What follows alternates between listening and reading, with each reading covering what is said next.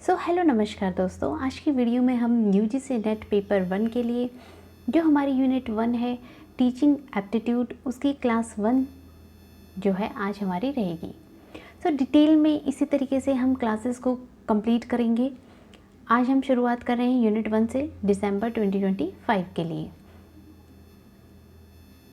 और ये हमारा पेपर 1 है। सबसे पहले हम कंटेंट देख लेते हैं कि आज हम कौन कौन से कॉन्सेप्ट्स जो हैं उनको पढ़ने वाले हैं। सबसे पहला हमारा है टीचिंग कॉन्सेप्ट, शिक्षण संप्रत्यय। देन हमारा है बेसिक टीचिंग मॉडल, शिक्षण विधि। देन हमारा लेवल्स ऑफ टीचिंग, शिक्षण के स्तर। और ऑब्जेक्टिव्स ऑफ टीचिंग, शिक्षण के उद्देश्य। तो आज की वीडियो में हम ये 4 टॉपिक्स को कवर करेंगे, इनको समझेंगे और इनको क्लास में ही लर्न करने की कोशिश करेंगे। ये जो टॉपिक्स हैं ये हमारे एग्ज़ाम पॉइंट ऑफ व्यू से इम्पॉर्टेंट है। इसमें जो हमारा लेवल्स ऑफ टीचिंग और ऑब्जेक्टिव्स ऑफ टीचिंग है ये सबसे ज़्यादा इम्पॉर्टेंट है। इनसे हमें क्वेश्चन इस बार भी जो हमारा जून में एग्ज़ाम हुआ था उसमें भी देखने को मिले थे। तो सबसे पहले हम देखेंगे टीचिंग कॉन्सेप्ट कि टीचिंग होता क्या है। टीचिंग को हम समझते हैं कि हमें क्या करना है, लर्नर को लर्निंग करानी है, हमें कुछ ना कुछ सिखाना है किसी दूसरे पर्सन को। अब हम देखते हैं कुछ जो फिलोसोफर्स हैं उन्होंने टीचिंग को अलग अलग तरीके से डिफ़ाइन किया हुआ है। सबसे पहले हम देखेंगे जो जॉन डीवी है उन्होंने टीचिंग को किस तरह से डिफ़ाइन किया हुआ है। जॉन डीवी जो कि है प्रैग्मेटिस्ट, जो प्रैग्मेटिज्म है वो बात करता है यूटिलिटी की, यूज़फुलनेस की, एक्शन और डूइंग की। तो यहाँ पर जो John Dewey learner should learn by doing, तो करके सीखने के लिए फोकस करते हैं जॉन डीवी। उनका कहना था कि बच्चों को हमें करके सिखाना है। कोई भी एक्टिविटी या कोई भी पढ़ाई जब उन्हें करा रहे हैं तो उन्हें लर्निंग बाय डूइंग के थ्रू ही हमें कराना है। यहाँ पर इन्होंने कहा कि इसमें 2 स्टेप्स होते हैं, एक क्रिटिकल थिंकिंग और दूसरा क्रिएटिविटी। क्रिटिकल थिंकिंग है कि जब हम किसी भी चीज़ को पढ़ते हैं तो उससे रिलेटेड कौन कौन से क्रिटिकली क्या हम उसे थिंक कर पा रहे हैं, एनालाइज कर पा रहे हैं टॉपिक्स को, कॉन्सेप्ट्स को, तो वो हमारा क्रिटिकल थिंकिंग रहेगा। और क्रिएटिविटी होती है सृजनात्मकता, जहाँ पर कि नई नई विचार जो हैं वो बच्चे के अंदर आते हैं और उन विचारों को हमें एक्सेप्ट करना होता है और उससे रिलेटेड जो भी ज्ञान है वो बच्चे को देना होता है। जॉन डीवी के अनुसार सीखने का सबसे अच्छा तरीका करके सीखना है, जहाँ पर इन्होंने कहा था कि क्रिटिकल थिंकिंग जो कि छात्रों की जानकारी का विश्लेषण करने और समस्या का समाधान करने में मदद करता है। अगर क्रिटिकली कोई बच्चा थिंक कर पाएगा, विश्लेषण कर पाएगा, तभी किसी समस्या का वो क्या कर पाएगा, समाधान कर पाएगा। देन दूसरा जो इन्होंने कॉन्सेप्ट दिया, उन्होंने कहा क्रिएटिविटी होनी चाहिए कि नए नए जो विचार हैं वो बच्चे अपने बताएं और जो टीचर है उसको उसे क्या करना है, प्रोत्साहित करना है, बच्चों को प्रोत्साहित करना है जिससे कि समाधान जो है बच्चे खोज पाएँ। तो जॉन डीवी ने टीचिंग को इस तरह से डिफ़ाइन किया। अब हम देखते हैं एडम स्मिथ के अकॉर्डिंग टीचिंग इन्होंने किस तरह से टीचिंग को डिफ़ाइन किया है। Teaching is goal oriented activity aimed at inducing learning. तो टीचिंग जो रहती है, जैसा कि हमने आज की वीडियो में भी जब हमने वीडियो शुरू करी तो हमने बोला कि आज की वीडियो में हम जो टॉपिक्स पढ़ने वाले हैं, कंटेंट जो हमारा है उसमें हमने कंटेंट बताया कि ये टॉपिक्स हम पढ़ेंगे। तो उसमें हम एक गोल लेके चल रहे हैं कि स्पेसिफिक गोल्स है हमारा लॉन्ग टर्म जो एम है वो क्या है कि हमें यूजीसी नेट का एग्ज़ाम क्वालिफाई करना है। बट लेकिन आज का जो हमारा क्लास है, क्लास का जो गोल है वो क्या है कि हमें जो टॉपिक्स है, concept of teaching, models of teaching, then उसके बाद levels of teaching, objectives of teaching, ये पढ़ने हैं। तो एक गोल डायरेक्टेड क्लास जो है, एक्टिविटी जो है वो रहती है टीचिंग, जहाँ पर कि हम एट द एंड क्या चाहते हैं कि लर्निंग हो, कुछ ना कुछ हम सीखें, अधिगम हो। तो शिक्षण को एक लक्ष्य निर्देशित गतिविधि के रूप में परिभाषित किया स्मिथ ने, और जिसका उद्देश्य था सीखने को प्रेरित करना, कि जो बच्चा है उसको किस तरह से मोटिवेट किया जाए, प्रेरित किया जाए, जिससे वो क्या करे, सीखे और ज़्यादा लर्निंग करे। तो ये हमारा टीचिंग का कॉन्सेप्ट था। अब हम यहाँ पर देखेंगे जो एडम्स हैं उनके अकॉर्डिंग टीचिंग जो है, उन्होंने टीचिंग को किस तरह से डिफ़ाइन किया। सो अकॉर्डिंग टू एडम, उन्होंने बुक लिखी थी इवोल्यूशन ऑफ एजुकेशन थ्योरी, जहाँ पर कि उन्होंने कहा जो टीचिंग होती है वो बाइपोलर प्रोसेस होता है। बाइपोलर मतलब जिसमें कि दो पोल होते हैं, जहाँ पर कि एक पोल शिक्षक होगा और दूसरा पोल लर्नर होगा, जहाँ पर कि दूसरा पोल स्टूडेंट है हमारा। तो शिक्षक और शिक्षार्थी दो पोल्स होते हैं, ऐसा इन्होंने कहा एडम्स से। क्योंकि हमें याद रखना है कि बाइपोलर प्रोसेस जो है वो टीचिंग को किसने कहा था, द्विध्रुवीय प्रक्रिया इसको कहा जाता है एडम्स के अकॉर्डिंग। अब हम नेक्स्ट देखते हैं जो जॉन डेवी हैं, इन्होंने ही टीचिंग को ट्राइपोलर प्रोसेस भी कहा। इन्होंने कहा कि सिर्फ टीचर और स्टूडेंट के होने से ही लर्निंग नहीं होगी, उसके लिए हमें क्या चाहिए होगा, एक जो हमारा इन्वायरमेंट है वो भी इसमें इंक्लूडेड रहता है, कि जो हमारा एजुकेशनल इन्वायरमेंट है उसको हम नेगलेक्ट नहीं कर सकते। तो इन्होंने कहा कि जो टीचिंग होती है वो ट्राइपोलर प्रोसेस है, जहाँ पर कि त्रिध्रुवीय प्रक्रिया इसको कहा जाता है। त्रिध्रुवीय प्रक्रिया में हमारे आ जाते हैं teacher, student and educational environment. तो मोस्ट इम्पॉर्टेंट यहाँ पर जो जॉन डेवी हैं उनका मानना था कि जो एजुकेशनल इन्वायरमेंट है वो बहुत ज़्यादा इम्पॉर्टेंट रोल प्ले करता है एक बच्चे की लर्निंग में। तो ये हमारा टीचिंग का कॉन्सेप्ट हमने देखा। अब हम देखने वाले हैं बेसिक टीचिंग के मॉडल्स। जो बेसिक टीचिंग के मॉडल्स हैं उसमें हम सबसे पहले देखेंगे पैडागॉजी। पैडागॉजी जो है वो क्या रहती है, ये आर्ट और साइंस ऑफ टीचिंग जो है इसके अंदर कहा जाता है कि किस तरह से बच्चे को पढ़ाना है, एक टीचर किस तरीके से पढ़ा सकते हैं, वो किसके अंदर आता है, पैडागॉजी के अंदर आता है। सो जो पैडागॉजी है इसके फादर पेस्टोलॉजी को माना जाता है। यहाँ पर टीचर जो है उसका मुख्य रोल होता है, और ये जो क्लास रहती है पैडागॉजी अगर हो रही है वहाँ पर, तो यहाँ पर डायरेक्शन और डिसीजंस जो होते हैं वो किसके होते हैं, टीचर के होते हैं। टीचर ही डायरेक्शन देगा, टीचर ही डिसीजन लेगा कि आज हमें कौन सा टॉपिक पढ़ना है, इसके बाद हमें कौन सा टॉपिक पढ़ना है। तो इस तरह से इसमें जो मेन इंपॉर्टेंट रोल होता है वो किसका होता है, टीचर का होता है। और टीचर की गाइडेंस और मॉनिटरिंग में लर्निंग की जो प्रोसेस है वो होती है। इसमें फिक्स्ड डिज़ाइन होता है। टीचिंग का अगर हम डिज़ाइन देखें इसके अंदर तो वो भी कैसा होगा, फिक्स होगा, कि एक फ़िक्स तरीके के मेथड से जो टीचर हैं वो बच्चों को पढ़ा रहे हैं। और डिसिप्लिनरी फोकस जो है इसमें रहता है, सब्जेक्ट जो होते हैं उन पे ज़्यादा फोकस पैडागॉजी के अंदर रहेगा। जो पैडागॉजी है इसको शिक्षा शास्त्र कहा जाता है हिंदी में, और इसको कला और विज्ञान जो है, शिक्षण की कला और विज्ञान के रूप में वर्णित किया जाता है। जैसा कि हमने देखा कि जो शिक्षा शास्त्र है उसके जनक पेस्टोलॉजी को माना जाता है, और शिक्षक इसमें मुख्य भूमिका में रहते हैं। शिक्षक का ही मेन रोल इसमें रहता है, और इसके लिए कुछ निश्चित जो है विधियाँ रहती हैं, और दिशा जो है वो कौन दिखाता है, शिक्षण को टीचर दिखाता है। अब नेक्स्ट जो हमारा है एंड्रागॉजी।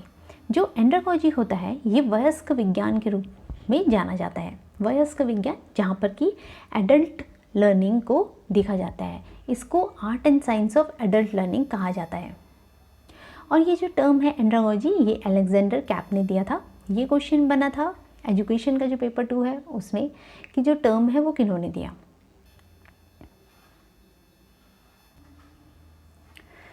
सो एंड्रागॉजी को वयस्क विज्ञान कहेंगे हम हिंदी में। यहाँ पर जो लर्निंग रहती है वो कैसे रहती है, ऑटोनोमस होती है। लर्नर जो होता है वो सेल्फ डायरेक्टेड होता है, लर्निंग जो है वो खुद से भी कर सकता है। यहाँ पर जो टीचर है उसका रोल फैसिलिटेटर के रूप में जाना जाता है, कि जो टीचर है वो एक फैसिलिटेटर की तरह काम करता है, जो सुविधादाता होता है, जो आपको जो मटेरियल्स हैं उनको प्रोवाइड कराएगा और एक जो है वो फैसिलिटेट करेगा। देन ये वाली जो अप्रोच रहती है एंड्रागॉजी, क्योंकि यहाँ पर एडल्ट्स होते हैं सारे, तो ये लर्नर सेंटर्ड होती है। इसमें लर्नर के अकॉर्डिंग, लर्नर के रेडीनेस ऑफ लर्निंग के अकॉर्डिंग ही लर्निंग हो पाती है। सेल्फ डायरेक्टेड लर्निंग ये रहेगी जहाँ पर कि जो बच्चा है वो खुद ही अपने ज्ञान का जो निर्माण है वो करता है। अब यहाँ पर जो लर्निंग है वो कैसे रहती है, फ्लेक्सिबल रहती है। जैसा कि हम देख सकते हैं कि कई सारे कोर्सेज़ होते हैं जो कि एडल्ट्स जो होते हैं, बड़े लोग होते हैं, उनके लिए बनाए जाते हैं, जहाँ पर कि कोई भी एक फिक्स्ड स्कूल का इन्वायरमेंट नहीं रहेगा कि जहाँ पर आपको ले जाया जाएगा और प्रॉपरली बिठाकर सिखाया जाएगा। तो ऐसा नहीं रहेगा, एक फ्लेक्सिबल लर्निंग जो इन्वायरमेंट है वो रहता है एंड्रागॉजी के अंदर। तो जो एंड्रागॉजी है इसको हम हिंदी में भी देख लेते हैं थोड़ा। वयस्कों के सीखने के विज्ञान को या कला को हम एंड्रागॉजी कहते हैं, वयस्क विज्ञान कहते हैं। ये स्वनिर्देशित होती है। शिक्षक इसमें सुविधादाता के रूप में रहता है कि वो आपको सुविधा प्रदान कर रहे हैं लर्निंग के लिए। देन शिक्षार्थी केंद्रित ये रहता है, क्योंकि ये सेल्फ डायरेक्टेड है तो ये शिक्षार्थी केंद्रित रहता है। और ये लचीला शिक्षण अधिगम जो है इसके अंदर रहता है। Flexible learning, teaching learning environment जो है वो इसके अंदर रहेगा। तो ये हमारा हो गया एंड्रागॉजी के बारे में। अब जो एंड्रागॉजी है इस पर और कार्य जो किया था वो मैल्कम एस नोवेल्स ने किया था, जिन्होंने कि एडल्ट लर्निंग के प्रिंसिपल्स भी दिए थे। उनके अकॉर्डिंग इन ये कुछ प्रिंसिपल्स होते हैं जिनसे जो एडल्ट्स होते हैं वो लर्न करते हैं, जिनके अकॉर्डिंग एडल्ट्स जो है वो लर्न करते हैं। तो सबसे पहला जो प्रिंसिपल है वो है problem oriented. Problem oriented. Then हमारा है हैव एक्सपीरियंस। अब कोई सिचुएशन होती है जहाँ पर कि प्रॉब्लम्स जो है वो रहेंगी, तो प्रॉब्लम ओरिएंटेड लर्निंग जो है इसके अंदर दी जाती है। देन एक्सपीरियंस रहता है एडल्ट्स को, क्योंकि उन्होंने अपने लाइफ के फेजेस जो है वो पहले भी जिए हुए हैं, तो वहाँ पर उनको कुछ ना कुछ लर्निंग जो है वो सभी के पास होती है, तो वो तो हम नहीं सीख सकते। तो इंटरनली मोटिवेटेड होना हमारे लिए बहुत ज़्यादा इम्पॉर्टेंट हो जाता है, तभी हम क्या कर पाएंगे, कोई भी एग्ज़ाम को क्वालिफाई कर पाएंगे या हम पढ़ पाएंगे। देन नेक्स्ट है कि रेडी टू लर्न। अब मैं आ गई हूँ पढ़ाने, बट जो पढ़ने वाले हैं वो तो एडल्ट्स हैं, उनका मन है या नहीं है पढ़ने का। तो readiness of learning to learning ये भी बहुत इम्पॉर्टेंट रोल रहता है किसका, एडल्ट लर्निंग के अंदर, एंड्रागॉजी के अंदर। Then self directed. अब क्योंकि ये एडल्ट के लिए लर्निंग है तो ये कैसी रहती है, सेल्फ डायरेक्टेड रहती है। तो ये 5 प्रिंसिपल जो है वो किन्होंने दी थी, मैल्कम एस नोवेल्स ने दिए थे। तो एंड्रागॉजी के लिए ये इम्पॉर्टेंट था। अब हम इसके अंदर देखते हैं कि एडल्ट लर्नर जो होते हैं उनको कौन कौन सी चीज़ें और चाहिए होती हैं, कौन कौन से पार्ट्स जो है उसमें होते हैं। तो सबसे पहला कि नीड, कि अब हम लर्न क्यों कर रहे हैं, हम पढ़ क्यों रहे हैं। अगर हम नेट की प्रिपरेशन भी कर रहे हैं तो हमारी नीड क्या है, हमारी जो नीड है वो सबसे ज़्यादा इम्पॉर्टेंट होनी चाहिए। अगर नीड हमें नहीं है तो हम नहीं करेंगे कोई भी काम को। तो प्रॉब्लम सेंटर्ड लर्निंग जो है यहाँ पर रहती है कि हमारे नीड के अकॉर्डिंग कोई हमें प्रॉब्लम है तो उसके अकॉर्डिंग हमारी लर्निंग जो है वो रहेगी। नेक्स्ट है कि most motivated by subject relevant to them in employment and life. तो 2 तरह के मैटर जो एडल्ट्स होते हैं उनकी लाइफ में होते हैं। एक तो एम्प्लॉयमेंट का है कि रोजगार चाहिए सबको, और लाइफ के लिए जो इम्पोर्टेंट है, जीने के लिए ज़रूरी क्या है। तो 2 तरह के सब्जेक्ट से हम क्या रहते हैं, मोस्टली मोटिवेटेड रहते हैं, तभी हम सीख पाएंगे। तो ये कुछ पॉइंट्स जो हैं वो एडल्ट लर्नर्स के दिए हैं, कैरेक्टरिस्टिक्स जो एडल्ट लर्नर्स के दिए हैं वो मैल्कम नोवेल्स ने दिए हैं। सो बीइंग एक्सपीरियंस, तो एक्सपीरियंस जो है वो कैसे आता है, एक तो है कि हम जो भी हमने लर्निंग करी उसके अकॉर्डिंग हम सीखते हैं, और दूसरा है कि हम जो गलतियाँ करते हैं, कुछ चीज़ें हम करते रहते हैं और फिर उससे हमें पता चलता है कि अच्छा ये रॉन्ग था, तो उससे भी हमें एक लर्निंग होती है कि हमें अच्छा नेक्स्ट टाइम से ये काम नहीं करना है। तो ये हमारा रहेगा 2 पार्ट्स, एक्सपीरियंस किस तरह से हम गेन करते हैं। अब नीड टू बी की इन्वॉल्व क्या रहता है इसमें, planning, instruction and planning in evaluation, कि किस तरह से हमें इंस्ट्रक्शंस को देना है और क्या क्या चीज़ें हमें करनी है, और इवैल्यूएशन कि हम अगर कोई काम कर रहे हैं, आज की अगर हमने क्लास ली है तो एट द एंड हमें क्या करना है, उसका इवैल्यूएशन करना है कि क्या आज की क्लास में हमने कुछ सीखा, क्या हमने जो टाइम दिया उसका हमने ढंग से यूटिलाइजेशन किया?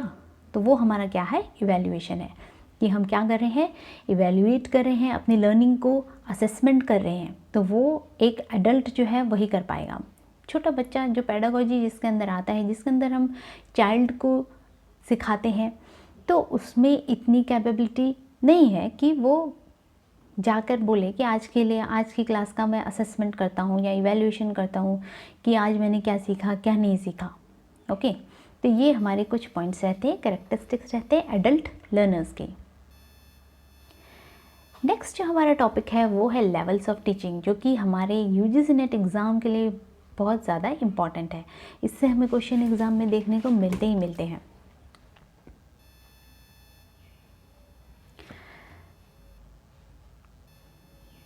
तो शिक्षण के जो स्तर हैं वो 3 माने जाते हैं। जो हमारी केवीएस मतदान बुक है उसमें एक 4th जो है स्तर भी दिया है, पर मेनली जो शिक्षण के स्तर हैं वो 3 माने जाते हैं, जो ये है। अब यहाँ पर उन्होंने अपनी बुक में एक और लेवल को ऐड किया है, जिसको कि यहाँ पर रखा गया है, इसको ऑटोनोमस डेवलपमेंट लेवल कहा जाता है, जहाँ पर कि किसी भी तरह की जो फॉर्मल टीचिंग होती है वो नहीं इंक्लूडेड रहती है। बच्चा जो है वो खुद से ही सीखते हैं यहाँ पर लर्नर्स। तो ये हमारा ऑटोनोमस डेवलपमेंट लेवल था। अब हम देखते हैं हमारा मेमोरी लेवल। जो मेमोरी लेवल होता है वो लीस्ट थॉटफुल लेवल होता है। सबसे ज़्यादा कम जो थॉट्स होते हैं, हम कहेंगे कि लीस्ट थॉटफुल जो लेवल है वो हमारा क्या है? मेमोरी लेवल है। देन नेक्स्ट हमारा है अंडरस्टैंडिंग लेवल, जो कि थॉटफुल रहता है। मेमोरी लेवल से एक स्टेप हायर हमारा रहता है understanding level. Then reflective level है, जो कि मोस्ट थॉटफुल लेवल रहेगा, जहाँ पर कि रिफ्लेक्ट बैक जो है वो बच्चा करता है। क्रिटिकल थिंकिंग यहाँ पर डेवलप हो जाती है बच्चे के अंदर। एक प्रॉब्लम सेंट्रिक जो अप्रोच होती है वो यहाँ पर डेवलप हो जाती है। तो अब हम एक एक करके सारे लेवल्स को देखेंगे। सबसे पहला हमारा है मेमोरी लेवल, जिसको कि स्मृति स्तर भी कहा जाता है। हिंदी में भी हम इसके जो मीनिंग्स हैं उनको देखेंगे। सबसे पहले हम इंग्लिश वाला पोर्शन देख लेते हैं।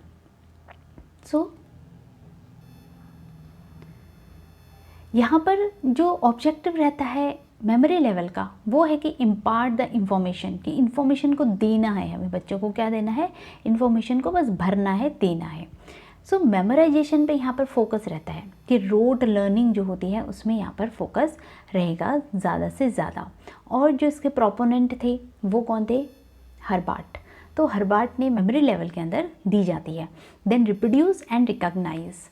देन रिप्रोड्यूस करेंगे और रिकॉग्नाइज करेंगे। क्या हमने जो लर्न किया हम उसे फिर से रिकॉल कर पा रहे हैं, रिकॉग्नाइज कर पा रहे हैं चीज़ों को। तो ये हमारे एम्स रहेंगे मेमोरी लेवल के। जो हमारे स्मृति स्तर है इसको अब हम हिंदी में भी देख लेते हैं।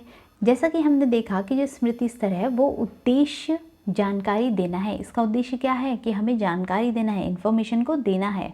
हर्बर्ट ने ये दिया था। और इसमें क्या रहता है कि तथ्यों का जो बुनियादी ज्ञान है वो दिया जाता है और रटने पर जोर इसमें दिया जाता है। जानकारी को याद करना ही इसमें इम्पॉर्टेंट रहता है और उसको बार बार याद करना और रिकॉल करना, रिकॉग्नाइज करना, वो इसके अंदर रहता है। तो आधारभूत ज्ञान के निर्माण के लिए ये क्या रहता है? महत्वपूर्ण रहता है। आधारभूत मतलब जो बेसिक्स हमारे हैं, शुरू का जो इनिशियल का जो ज्ञान रहता है। अब ABCD जो होता है बच्चों को क्या कराया जाता है? रटाया जाता है। तो इनिशियल ज्ञान के लिए, आधारभूत ज्ञान के लिए, निर्माण के लिए ये क्या रहता है? जरूरी रहता है। इसमें शिक्षण के समझ और चिंतनशील स्तरों की तुलना में कम उन्नत माना जाता है। इस स्तर को जो हमारा अंडरस्टैंडिंग और जो रिफ्लेक्टिव चिंतनशील स्तर है उससे इसको कम उन्नत, कम लीस्ट थॉटफुल ये रहता है, इसीलिए इसको बोला जाता है कि कम उन्नत इसको माना जाता है। तो ये हमारा मेमोरी लेवल था। नेक्स्ट हम देखते हैं हमारा understanding level. Okay, before that हम देखेंगे मेमोरी लेवल के स्टेप्स।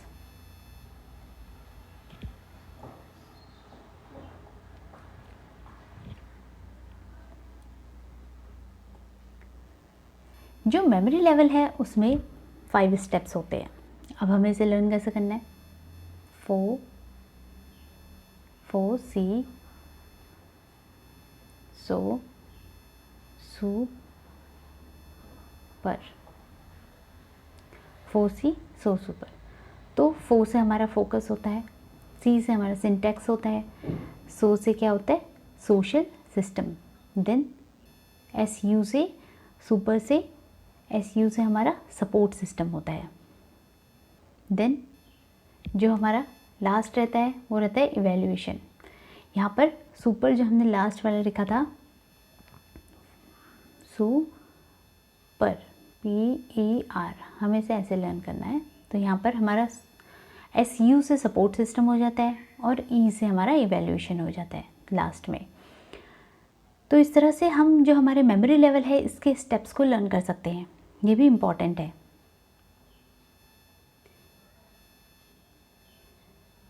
सो फोकस हो गया सबसे पहले, देन वाक्य विन्यास। सिंटेक्स का मतलब होता है कि वाक्य विन्यास, देन सामाजिक प्रणाली, सामाजिक प्रणाली, देन सहायता प्रणाली, उसके बाद मूल्यांकन। एट द एंड क्या होता है मूल्यांकन रहता है।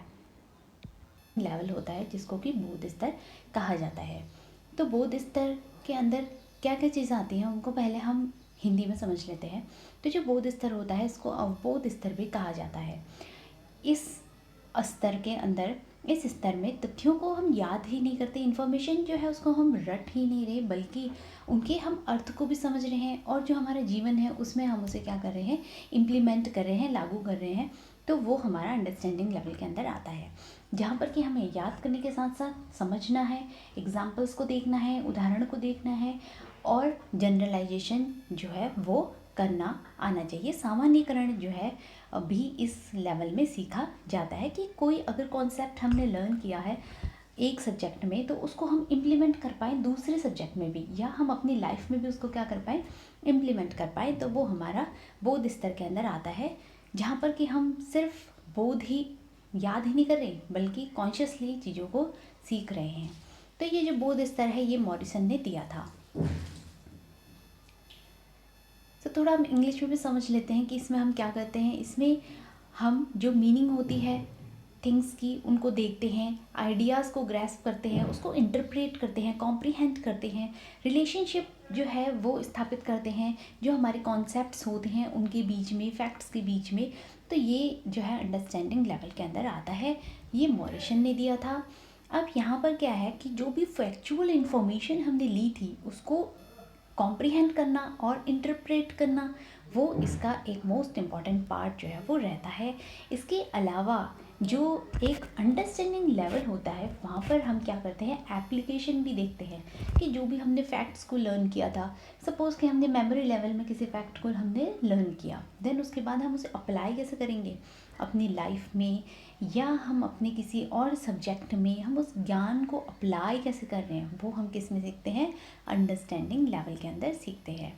अब यहाँ पर हमारा रहता है कि जो रिलेशनशिप होता है वो स्थापित करना होता है प्रिंसिपल्स की और फैक्ट्स के बीच में। जो भी प्रिंसिपल्स हम पढ़ रहे हैं और जो भी फैक्ट्स हम पढ़ रहे हैं उनके बीच में क्या रिलेशनशिप है वो हम किसके अंदर देखते हैं अंडरस्टैंडिंग लेवल के अंदर देखते हैं। जब बहुत छोटा चाइल्ड होता है, बच्चा होता है, तो उसमें हम उसको मेमोरी लेवल पे मोस्टली फोकस करते हैं नर्सरी LKG UKG के अंदर, कि हम क्या करते हैं बच्चे को सारी चीज़ें रटाते हैं, उनको मेमोराइज़ कराते हैं। बट ये भी नहीं है कि बड़े होने के बाद भी हम कई सारी चीज़ों को मेमोराइज़ करते हैं। अभी हम अगर एग्ज़ाम देते हैं तो जो हमारा फैक्चुअल पोर्शन होता है तो उसको हम क्या करते हैं लर्न करते हैं, मेमोराइज़ करते हैं, फिर रिकॉल करेंगे, रिकॉग्नाइज़ करेंगे। तो लेवल्स जो है ये साथ साथ में चलते रहते हैं। तो ये हमने देखा कि ये मॉरिसन ने दिया था, तो हम इसे लर्न कर सकते हैं UM से। अंडरस्टैंडिंग लेवल मॉरिसन ने दिया, और हमारा जो सबसे पहला लेवल था मेमोरी लेवल जो कि MH हार्वर्ड ने दिया था। अब जैसे कि हमने देखा कि मेमोरी लेवल्स में भी कुछ स्टेप्स थे जो कि इम्पॉर्टेंट रहते हैं, वैसे ही हमारा जो अंडरस्टैंडिंग लेवल है जिसको कि बोध स्तर कहा जाता है उसके अंदर भी कुछ स्टेप्स जो है वो आते हैं।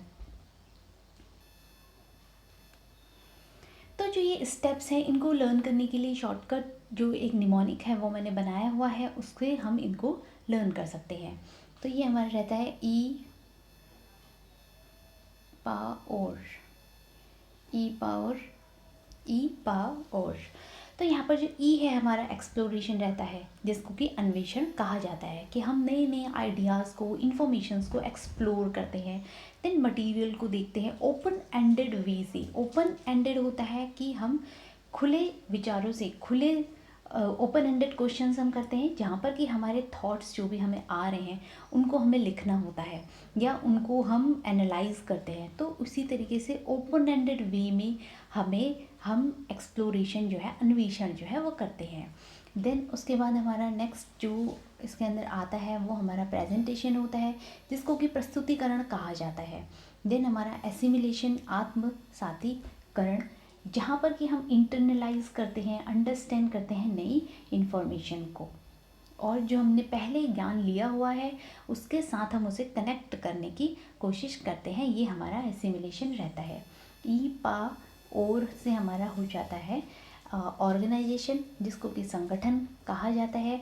देन उसके बाद हमारा आता है रिसाइटेशन, जिसको कि स्वर पाठ कहा जाता है। रिसाइटेशन, स्वर पाठ इसे कहा जाता है। तो ऑर्गेनाइजेशन जो होता है, संगठन, जहाँ पर कि हमने जो भी कॉन्सेप्ट्स को सीखा, उसको हम क्या करते हैं, मटेरियल के फॉर्म में हम उसे ऑर्गेनाइज करेंगे अपने जब हम मेंटल स्टेट में भी हम किसी चीज़ को याद करते हैं तो हम उसे क्या करते हैं, हम निमोनिक बना रहे हैं या हम किसी और तरीके से याद कर रहे हैं चीज़ों को, तो हम क्या कर रहे हैं, अपने माइंड में उसको ऑर्गेनाइज कर रहे हैं कि हम किस तरीके से इनको याद करेंगे।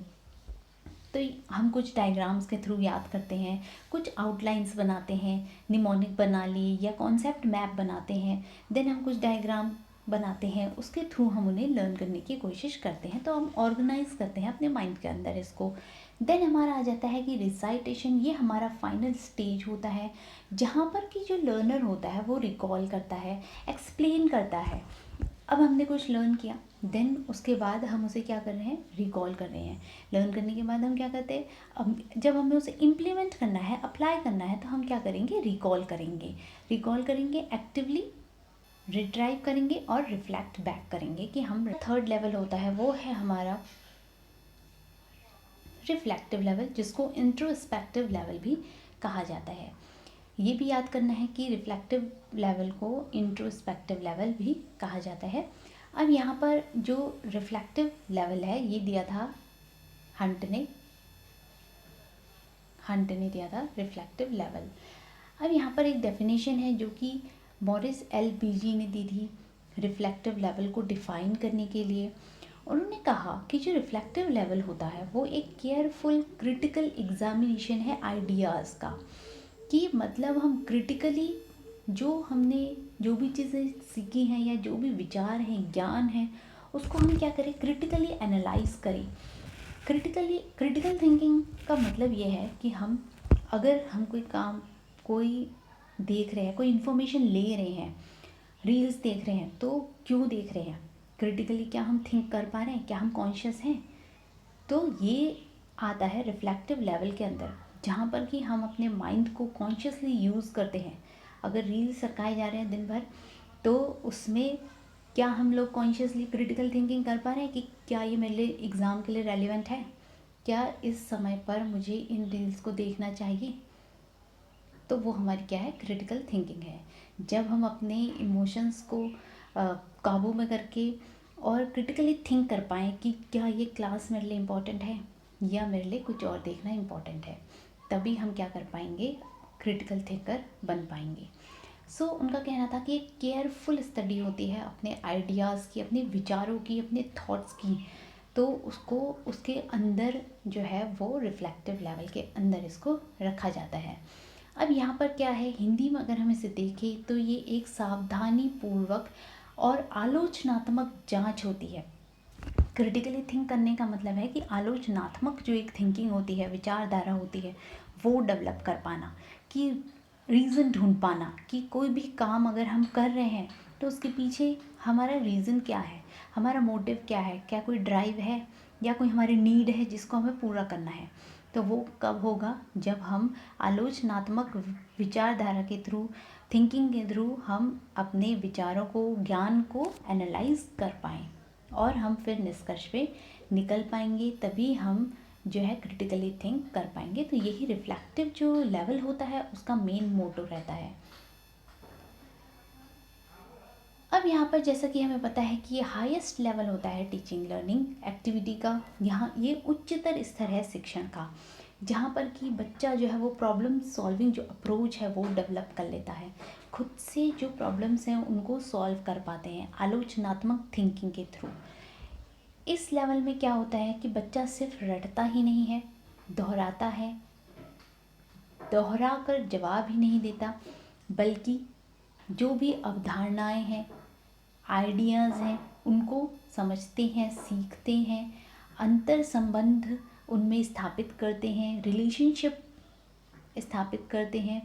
उसके बाद उसके बीच क्या होता है, विचार विमर्श जो है वो किया जाता है, मनन और गहन सोच विचार जो है वो इसके अंदर किया जाता है, तभी किसी कंक्लूज़न पे पहुंचा जाता है। तो ये मोस्ट थॉटफुल लेवल रहता है टीचिंग का।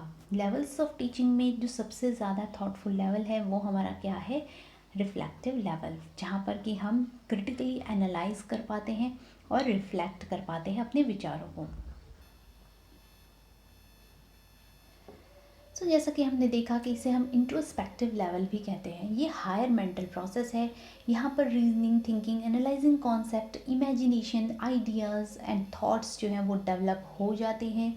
इमेजिनेशन है कि जो हमारी एब्स्ट्रैक्ट थिंकिंग होती है वो यहाँ पर डेवलप हो जाती है, कि कोई बच्चा, कोई स्टूडेंट, कोई लर्नर जो है वो क्रिटिक एब्स्ट्रैक्टली थिंक कर पा रहे हैं, तो वो हमारे इसके अंदर आएगा। और क्रिटिकल नॉलेज को क्रिटिकली फाइंड आउट करना होता है, फैक्ट्स को, तो ये हमारा इसके अंदर रहता है।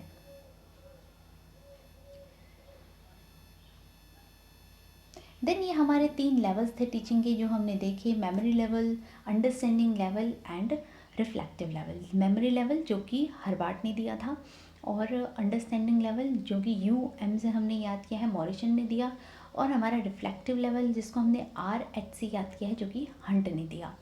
अब यहाँ पर हमारा जो नेक्स्ट टॉपिक है वो है ऑब्जेक्टिव्स ऑफ टीचिंग। ये भी एक इम्पॉर्टेंट पार्ट है जो हमारे एग्जामिनेशन में पूछा जाता है, और इस बार के एग्ज़ाम में भी ऑब्जेक्टिव्स ऑफ टीचिंग से कई सारे क्वेश्चंस जो हैं वो हमें देखने को मिले थे। तो ये एक इम्पॉर्टेंट टॉपिक है, इसको हमें याद करना है। कई सारी चीज़ें हैं जो फैक्चुअल टाइप की होती हैं, उनको हमें रटना है, और कॉन्सेप्चुअल के लिए हमें कॉन्सेप्ट्स को समझना है। देन उसके बाद हमें मॉक प्रैक्टिस करने हैं और PYQs को एनालाइज करना है और उनके नोट्स बनाने हैं। अब यहाँ पर हम देखते हैं हमारा जो टॉपिक ऑब्जेक्टिव्स ऑफ टीचिंग, शिक्षण के उद्देश्य। तो यहाँ पर जो शिक्षण है उसके उद्देश्य के अंदर जो ब्लूम्स थे उन्होंने एक क्लासिफिकेशन दिया, जहाँ पर कि उन्होंने टीचिंग और इंस्ट्रक्शनल के लिए ऑब्जेक्टिव दिए, जिसको कि उन्होंने 3 पार्ट्स में डिवाइड किया। सबसे पहला हमारा होता है कॉग्निटिव डोमेन, देन हमारा होता है अफेक्टिव डोमेन, और फिर हमारा होता है साइकोमोटर डोमेन। तो सबसे पहले जो कॉग्निटिव डोमेन है इसको संज्ञानात्मक पक्ष कहा जाता है। देन अफेक्टिव डोमेन जो है इसको हम कहते हैं भावात्मक पक्ष, और साइको मोटर जो डोमेन है इसको मनोगत्यात्मक पक्ष कहा जाता है।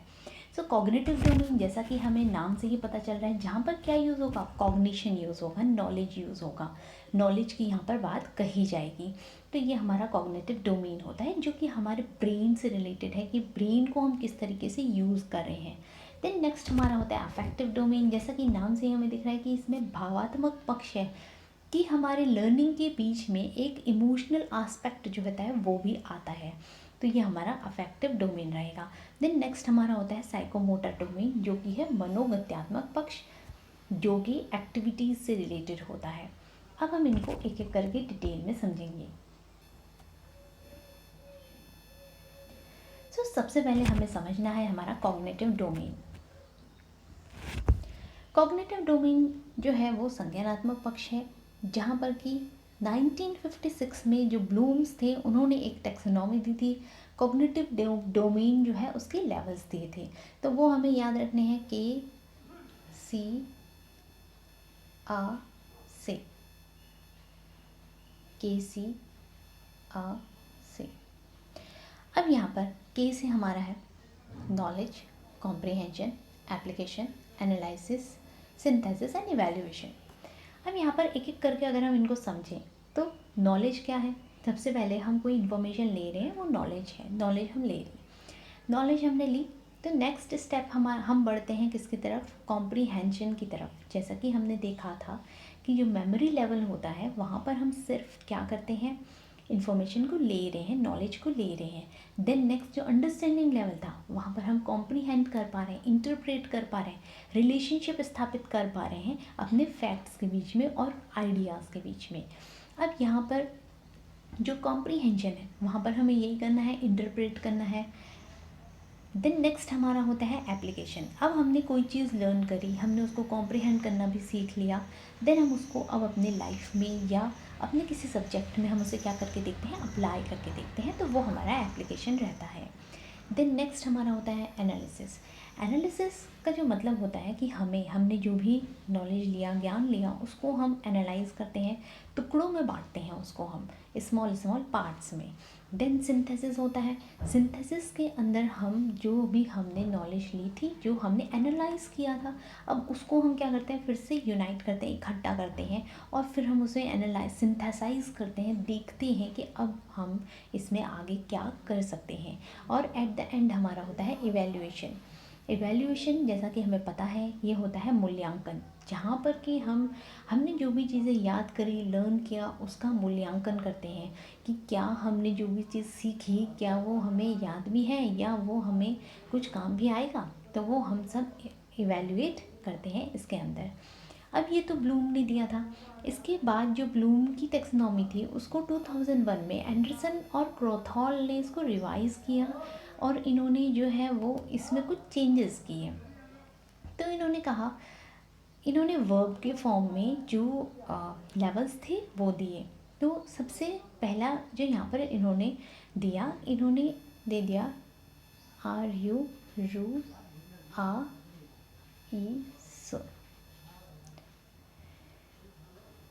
रू आ ईस तो है इनका टेक्सोनॉमी। इन्होंने कहा सबसे पहले होता है रिमेंबरिंग। इस बार के एग्ज़ाम में ये वाला क्वेश्चन पूछा गया था जहाँ पर कि एंडरसन और क्रोथॉल की जो टेक्सोनॉमी है उसका सीक्वेंस हमें लगाने को दिया गया था। तो ये इजी क्वेश्चंस हैं, इस तरह के जो क्वेश्चंस होते हैं। कई बार आपको ब्लूम्स की टेक्सोनॉमी में से क्वेश्चन मिल जाता है, कई बार एंडरसन और क्रोथॉल की जो टेक्सोनॉमी है उससे क्वेश्चन देखने को मिलता है। तो सबसे पहला जो इनका लेवल था, उन्होंने कहा कि हमें क्या करना है, सबसे पहले रिमेंबरिंग करना है, रिमेंबर करना है। देन अंडरस्टैंड करना है, अंडरस्टैंडिंग आएगा सेकेंड स्टेप में। ये वही है, कॉम्प्रीहेंशन का मतलब भी यही था कि हम इंटरप्रेट कर पा रहे हैं, अंडरस्टैंड कर पा रहे हैं, रिलेशनशिप जो है वो बता पा रहे हैं, एग्जाम्पल्स को देख पा रहे हैं, तो वही अंडरस्टैंडिंग के अंदर भी आता है। अंडरस्टैंडिंग हमारा समझ हो गया।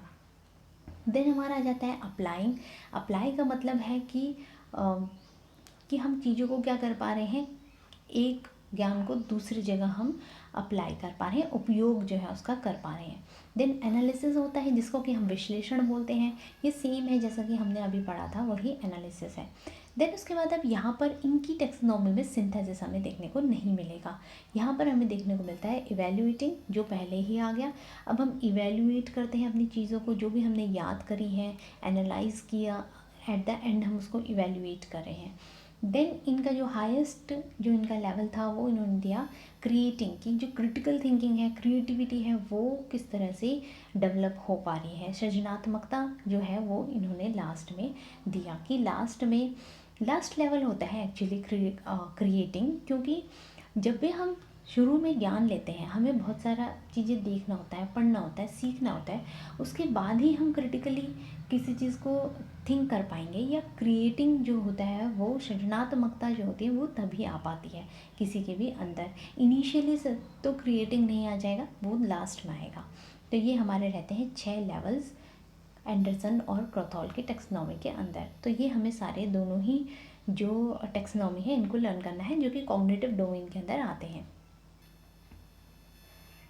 देन नेक्स्ट अब हमारा रहता है अफेक्टिव डोमेन, जिसको कि भावात्मक पक्ष भी कहा जाता है। अब जो भावात्मक पक्ष है इससे रिलेटेड होते हैं, जैसे कि हमारे फीलिंग्स हो गई और अफेक्ट हो गया, फीलिंग्स और अफेक्शन। तो ये हमारा जो है वो जो हमारा भावात्मक पक्ष है, इसके अंदर ये सब चीज़ें आती हैं। जहाँ पर भी हमें इमोशंस की बात कही जाएगी, इस तरह का क्वेश्चन जो है वो एग्ज़ाम में पूछा गया था एक बार, कि जो फीलिंग्स हैं, इमोशंस हैं और जो अफेक्शन है वो कौन से डोमेन से रिलेटेड है, तो वो हमारा अफेक्टिव डोमेन से रिलेटेड रहेगा। अब यहाँ पर हमें इसके जो लेवल्स हैं इनको भी याद रखना है। तो इसको हम याद रखेंगे 2R वोक से। 2R वोक।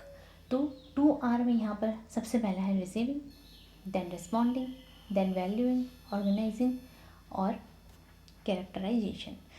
तो यहाँ पर एक एग्ज़ाम में एक बार क्वेश्चन पूछा गया था कि जो हाईएस्ट लेवल है अफेक्टिव डोमेन का वो कौन सा है।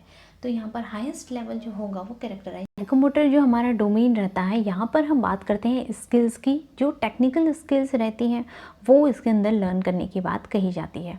अब इसके जो लेवल्स हैं वो उसको हम देख लेते हैं कि कौन कौन से लेवल्स जो है इसके अंदर आते हैं। तो सब इसको हम लर्न करेंगे आई एम पान, PAN, पान, आई एम पान। तो निमोनिक हम बना सकते हैं अपने आप से, आप भी अपने आप से निमोनिक बना सकते हैं और इसको लर्न कर सकते हैं। सो आई एम पान इस तरीके से मैंने लर्न किया है मतलब। तो यहाँ पर इमिटेशन जो है वो सबसे पहला रहता है, क्योंकि जो टेक्निकल स्किल्स की यहाँ पर क्योंकि बात हो रही है, जो साइकोमोटर डोमेन रहता है, जहाँ पर कि हम जो हमारी मनोगत्यात्मक जो पक्ष है इसको देखते हैं।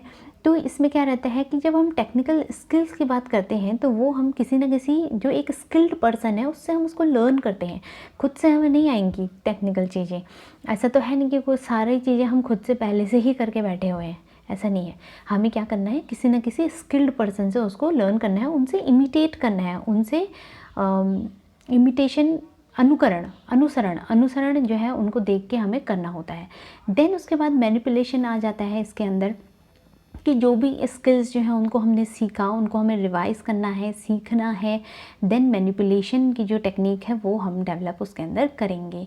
देन नेक्स्ट हमारा होता है प्रिसिजन, कि प्रैक्टिस के बाद हम उसको क्या कर पाते हैं, प्रिसाइजली हमें चीज़ों को सीखना होता है। क्योंकि जो टेक्निकल चीज़ें होती हैं उसमें अगर प्रिसिजन ना हो तो हम उसे प्रॉपरली सीख नहीं पाएंगे, हमें आएंगी नहीं अगर प्रिसाइजनेस के साथ हम उनको सीखेंगे नहीं। तो हमारा आर्टिकुलेशन है। आर्टिकुलेशन के अंदर जो है एक पर्सन जिन्होंने कोई स्किल को सीखा, टेक्निकल स्किल को सीखा, देन उसके बाद उसे बार बार प्रैक्टिस करने के बाद वो उसमें क्या हो जाते हैं, परफेक्ट हो जाते हैं। देन हमारा नेचुरलाइजेशन होता है, जहाँ पर कि अब जो स्किल है उसको हम क्या कर रहे हैं, सीखने के बाद हम उसको नेचुरली जो है वो यूज़ कर पाएंगे। अडेप्ट जो है हमने कर लिया है पूरी तरीके से, अब उसे हम नेचुरली क्या कर पाते हैं, यूज़ कर पाते हैं। तो ये हमारा जो साइकोमोटर डोमेन है वो रहता है, यहाँ पर जैसा कि एक क्वेश्चन हमें बना था एग्ज़ाम में कि हाईएस्ट लेवल जो है वो साइकोमोटर डोमेन का कौन सा रहता है, तो वो हमारा नेचुरलाइजेशन होता है। और कई बार हमें इसके जो लेवल्स हैं इनको सीक्वेंस में लगाने के लिए भी पूछ लिया जाता है। तो हमें इसके लेवल्स को, जो इनका सीक्वेंस है, हमने बेसिक टीचिंग मॉडल्स देखे, शिक्षण की विधि देखी, देन लेवल्स ऑफ टीचिंग, शिक्षण के स्तर और शिक्षण के उद्देश्य जो है ऑब्जेक्टिव्स ऑफ टीचिंग को हमने देखा। सो आपको वीडियो अगर पसंद आया हो तो लाइक ज़रूर कीजिएगा, और चैनल सब्सक्राइब नहीं किया है तो सब्सक्राइब भी कर लीजिए और अपने फ्रेंड्स के साथ शेयर। नेक्स्ट वीडियो जो है वो टीचिंग एप्टीट्यूड की जो अदर हमारे पार्ट्स हैं उनको हम देखेंगे। सिलेबस के अंदर हमें जो जो चीज़ें मेंशन की गई हैं उनको हमें डिटेल में देखना है। देन उसके बाद जब हमारा सिलेबस जो है वो कवर हो जाएगा, उसके बाद जो हमारी एक्स्ट्रा चीज़ें जो PYQs में गिवन रहती हैं, जैसे कि हमारा LMS है या जो कोलैबोरेटिव टूल्स हैं डिफरेंट, उनको हम देखेंगे, उनको भी डिटेल में समझेंगे। So thank you for watching.